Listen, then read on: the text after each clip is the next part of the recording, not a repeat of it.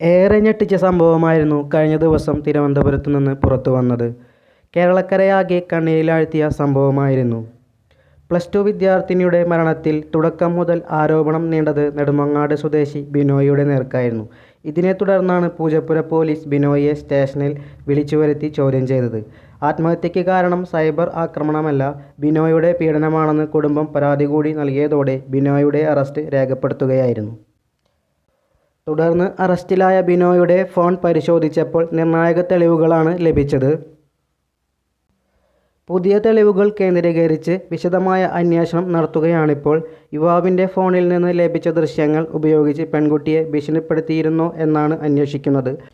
പെൺകുട്ടിയുടെ കൂടുതൽ സുഹൃത്തുക്കളുടെ മൊഴി പൂജപ്പുര പോലീസ് ഇന്ന് രേഖപ്പെടുത്തിയേക്കും. സൈബർ ആക്രമണം അല്ല മരണകാരണമെന്ന് കുടുംബം ഉറപ്പിക്കുന്ന പശ്ചാത്തലത്തിൽ പെൺകുട്ടിയുടെ പിതാവിൻ്റെ മൊഴിയും രേഖപ്പെടുത്തും. സൈബർ ആക്രമണം മരണകാരണമായേക്കാം എന്ന സാധ്യത പോലീസ് തള്ളിക്കളയുന്നില്ല. പെൺകുട്ടിയുടെ മൊബൈൽ ഫോൺ അടക്കം അന്വേഷണ സംഘം വിശദമായി പരിശോധിക്കും. പ്രതി ബിനോയിയെ ഇന്ന് ചോദ്യം ചെയ്യും. 21-കാരനായ ബിനോയിയും ഇൻസ്റ്റഗ്രാം താരമാണ്.